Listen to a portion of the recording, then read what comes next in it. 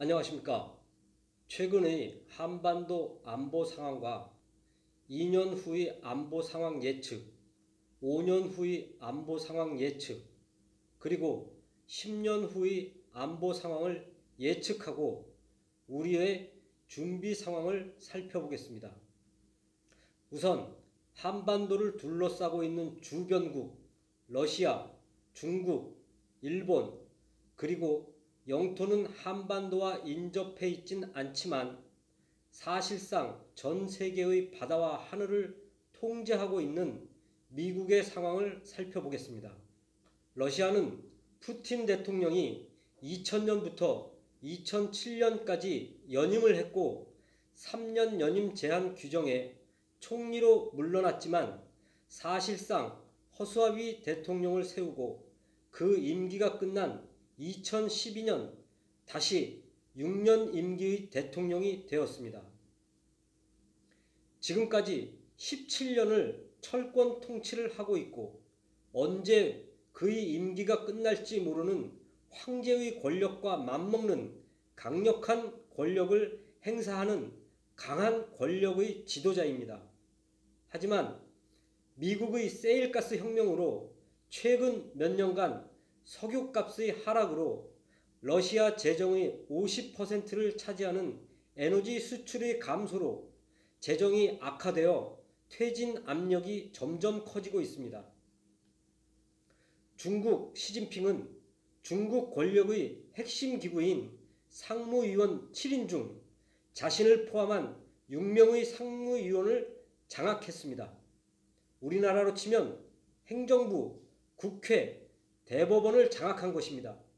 민주사회에서는 있을 수 없는 일입니다. 사실상 과거의 황제와 같은 권력을 장악했습니다. 그리고 5년 후의 권력뿐만 아니라 최소한 10년 이상의 권력도 확보했습니다. 하지만 미국과의 세계의 무역전쟁, 160년 전 아편전쟁보다 더 치열하게 중국의 국운을 걸고 대결하고 있습니다. 양보가 불가능한 무역전쟁입니다. 미국과 중국은 서로의 생존과 세계 패권을 놓고 대결하고 있습니다. 중국 내에서는 인류 역사상 그 어느 권력도 감당하지 못했던 문자를 이해하는 12억 인구를 통치해야 합니다. 문자를 이해하는 글을 읽고 이해할 수 있다는 것은 자기의 의사를 표현할 수 있다는 것은 요구사항이 많아진다는 것입니다. 문자를 이해하지 못하면 글을 읽을 수 없다면 절대 권력을 신봉하지만 문자를 이해하고 글을 읽을 수 있으면 권력에, 정부에 많은 것을 요구한다는 것입니다. 문명화된, 개방된 사회의 12억 인구의 다양한 종류의 지역 이권, 수많은 계층의 계층 이익, 집단 이기주의의 이것을 유지하고 융합하는 통치 시스템은 아직 그 누구도 가지고 있지 않습니다. 일본 아베 총리는 2006년, 2007년까지 90대 총리, 2012년부터 지금까지 96대, 97대 총리를 지냈고 2021년까지 임기인 98대 총리가 되었습니다. 일본 역사상 가장 긴 총리 임기 기간입니다. 그것도 일본의 잃어버린 20년 중 가장 힘든 시기의 총리직 수행이었습니다. 그가 선거 때마다 주장한 것이 일본의 재무장과 군사력 강화입니다. 많은 일본 국민들이 아베에게 일본 경제 재건을 기대했습니다. 하지만 일본 정부의 부채를 기하급수적으로 증가시키고 다른 분야에서는 이렇다 할 성과를 내지 못했습니다. 미국 트럼프 대통령은 2008년 리먼 브러더스 사태 이후 미국의 위기를 극복하고 세계의 새로운 절대 강자로 군림한 시기의 첫 대통령입니다. 어렵게 확보한 기회를 절대로 놓치지 않을 것입니다. 이러한 한반도를 둘러싼 세계 초강대국들의 상황은 한반도를 위기로 몰아가고 있습니다. 그들의 국내 문제들을 한반도 위기 상황을 이용하여 해결하려는 의도가 보입니다. 세계 군사력 1위 미국, 2위 러시아, 3위 중국, 4위 일본, 7위 북한, 10위 한국입니다. 일본은 위기 상황 발생 시 즉시 생산 가능하고 활용 가능한 군사 무기가 많습니다. 다시 말씀드리면 현재 군사 무기로 분류되지 않아서 군사력 순위에서는 7위이나 실질적으로 군사 무기로 바로 사용 가능한 것을 합치면 실질적으로는 세계 4위입니다. 일본은 많은 군사 무기를 숨기고 있습니다. 세계 최고의 군수 공장을 보유하고 있다고 생각하시면 됩니다. 미사일, 핵폭탄, 잠수함, 이지스함, 탱크, 전투기, 대포가 일주일이면 일본의 많은 공장에서 대량으로 쏟아져 나올 것입니다. 그래서 아베가 저렇게 큰 소리 치는 것입니다. 북한은 이번에 보유한 핵폭탄, 탄도미사일, 세계 최강의 특수부대 등을 고려하면 7위 이상일 수도 있습니다. 참으로 안타까운 현실입니다.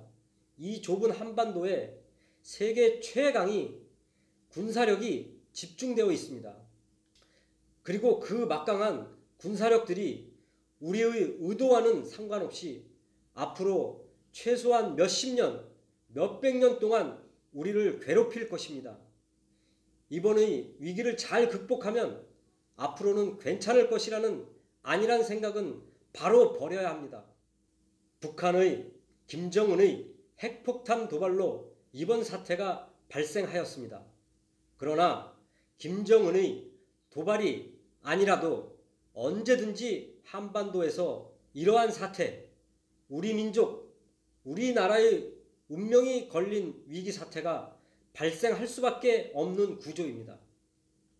러시아 푸틴, 중국 시진핑, 일본 아베, 미국 트럼프가 처한 상황들로 인하여 앞으로 2년, 5년, 10년 후에는 그 위기가 더 심각해지고 확대될 것이 선명하게 보입니다. 북한의 김정은이 아니더라도, 북한의 도발이 아니더라도 한반도의 위기는 계속될 것입니다. 북한의 김정은의 핵 도발은 그러한 것들을 좀 더 빨리 노출시킨 것에 불과합니다. 자, 그럼 지금 우리는 무엇을 해야 할까요? 중국 시진핑에게 가서 친하게 지내자고 사정해야 할까요? 미국 트럼프에게 가서 살려달라고 핵폭탄 몇 개만 달라고 매달려야 할까요? 러시아 푸틴에게 가서 러시아 에너지 다 사줄 테니까 북한 김정은을 막아달라고 해야 할까요? 일본 아베에게 가서 위안부 문제, 독도 문제 양보할 테니 친구하자고 해야 할까요? 북한 김정은에게 미국 몰래 돈 줄 테니 참으라고 할까요? 동시에 이 모든 것을 시행해야 할까요? 그러면 이번 사태가 해결될 것 같습니까? 한반도의 위기 상황은 우리가 만들지 않아도, 우리가 의도하지 않아도 발생할 수밖에 없는 구조입니다. 그리고 지금 앞으로 더 위험한 상황으로 내몰릴 수밖에 없는 구조입니다. 이번 위기는 내년 초면 어느 정도 해결될 것입니다. 하지만 지금의 위기와는 비교도 되지 않을 만큼 심각한 위기는 2년 뒤, 5년 뒤, 10년 뒤에 올 것입니다. 어떻게 준비해야 할까요? 하늘은 다행히 우리에게 위기를 주셨지만 그 위기를 극복할 능력도 주셨습니다. 우리가 세계 최고의 군사력을 가지기는 경제적, 지리적 여건 때문에 당분간은 어려울 것입니다. 미국보다 강한 군사력, 러시아보다 강한 군사력, 중국보다 강한 군사력, 일본보다 강한 군사력을 가지는 것은 현실적으로 지금 당장은 어렵습니다. 하지만 한반도로 국한한다면 얘기는 달라집니다. 한반도에서 최고의 군사력을 가지는 방법을 모색한다면 불가능하지만은 않을 것입니다. 한반도의 서해는 수심이 얕습니다. 최고 70m를 넘지 않고 조수간만의 차이가 세계에서 제일 큽니다. 항공모함, 핵잠수함은 작전을 펼칠 수가 없습니다. 핵항모와 잠수함은 서해에 진입하는 순간 가지고 있는 장점들이 다 사라집니다. 너무 커서 적들에게 쉽게 노출됩니다. 항공모함의 길이가 300m, 오하이오급 핵잠수함 길이가 160m, 높이가 30m, 마음대로 다닐 수도 없습니다. 핵항모 전단은 핵잠수함과 같이 작전을 하지 않으면 많은 위험에 노출됩니다. 역사상 가장 큰 일본의 야마모토 전함처럼 쉽게 공격받을 수 있습니다. 오히려 길이가 60m인 장보고급 잠수함 1000톤에서 3000톤급이 위력을 발휘할 것입니다. 항공모함보다는 이지스함이 보다 더 유용할 것입니다. 이지스함, 장보고급 잠수함 우리가 이미 보유하고 있습니다. 제작도 우리가 직접 하고 있습니다. 작전 반경이 한반도로 국한된다면 남해와 동해도 이지스함과 장보고 3급 3000톤급 정도면 작전을 수행하는데 충분할 것입니다. 한반도가 위기 상황이 발생한다면 이라크나 다른 지역에서의 위기와는 비교가 되지 않을 만큼 러시아, 중국, 일본, 미국에게 중대하고 급박하게 전개될 것입니다. 이라크나 다른 지역의 전쟁은 재래식 무기가 중심이 되는 전쟁입니다. 하지만 한반도는 최첨단 무기의 각축장이 될 것입니다. 그래서 전쟁 발발과 동시 EMP 폭탄부터 터질 것입니다. 아니면 우리가 그렇게 해야 합니다. 최소 몇 시간 동안 한반도 근처에서 전투기, 인공위성 등 많은 무기들은 무용지물이 될 것입니다. 그럼 우리가 보유해야 할 무기가 무엇인지 바로 알 수 있습니다. 잠수함입니다. 그리고 인공위성을 대신할 수 있는 새로운 개념의 통신망입니다.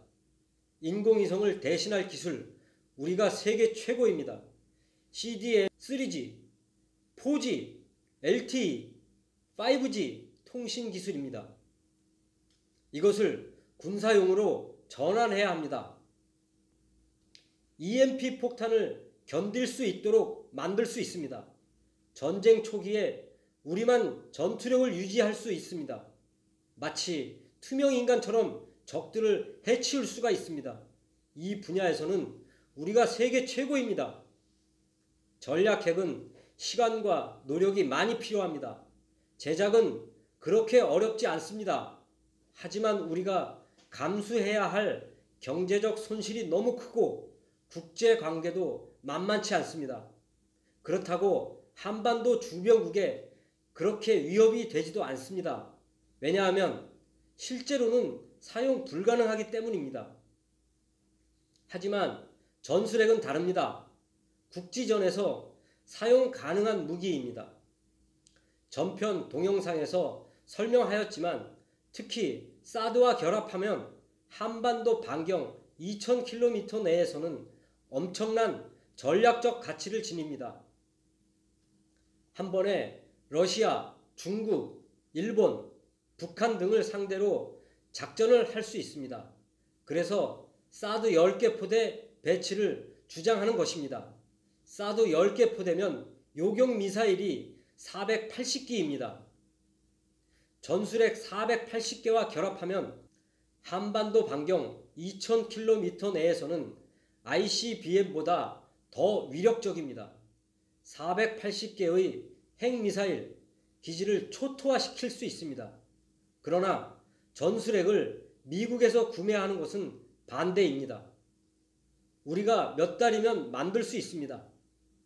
그리고 전략핵 개발은 핵실험이 필수이나 전술핵은 핵실험이 필요 없고 만약 필요하다고 해도 실험하기가 쉽습니다. 우리가 만들어야 우리 군 편제에 소속시킬 수 있고 우리의 기술 또한 향상됩니다. 지난 IMF 위기 이후 우리나라의 첨단 제품 생산 능력이 엄청난 발전을 해왔습니다. 무기에는 최첨단 기술이 최우선적으로 도입됩니다. 지금의 위협이 되는 대부분의 무기는 앞으로 2, 3년 내에 무용지물이 될 것들이 많습니다. 최첨단 시스템을 장착하지 않으면 무용지물이 될 것들이 많습니다. 한반도는 최강의 군사 대국들이 각축장이 될 수밖에 없는 구조입니다. 여기에서 생존해야 될 우리는 최고의 무기를 보유해야 합니다. 그리고 우리의 경제 상황이 언제 어떻게 될지 모르기 때문에 유지비가 많이 필요한 무기들은 자칫 우리를 전쟁이 아닌 경제 문제로 위협할 수 있기 때문에 유지 비용도 우선적으로 고려해야 합니다. 그래서 구입 비용보다는 유지 비용이 더 많이 필요한 전투기는 최소한으로 보유해야 합니다. 4차 산업혁명의 기술적 성과를 도입하기에 좋은 무기들이 이지스함과 장보고함 그리고 사드입니다. 저는 다시 한번 사드 10개 포대 배치를 주장합니다. 4차 산업혁명은 군사무기에 엄청난 비대칭 전력을 가져올 것입니다. 지금의 위기는 우리에게 군사적, 경제적으로 엄청난 도약의 기회입니다. 우리 스스로 극복하지 않고 다른 나라에 의존해서 이번 사태를 해결한다면 2년 뒤, 5년 뒤, 10년 뒤 다가올 위기를 극복할 수 없습니다. 저는 요즘 TV 뉴스나 유튜브를 보면 답답함을 금할 수가 없습니다. 진보와 보수의 탈을 쓴 매국노들이 너무 많습니다. 그들은 하나같이 애국을 외칩니다. 그러나 그들의 말과 행동은 매국노들입니다. 이완용의 아바타입니다. 이완용이가 120년 전 어떻게 했는지를 살펴보면 이완용의 아바타가 누구인지 바로 알 수 있습니다. 2차 대전 패전국인 독일과 일본은 군사무기 생산과 보유를 제한받고 있습니다. 우리가 일으킨 전쟁도 아닌데 그동안 우리는 미사일도 전투기도 잠수함도 대포도 우리 마음대로 만들지 못했습니다. 이번 기회에 우리는 우리를 지킬 수 있는 무기를 우리가 만들어야 합니다. 우리에게 온 위기를 우리 스스로 극복하는데 최선을 다하여야 합니다.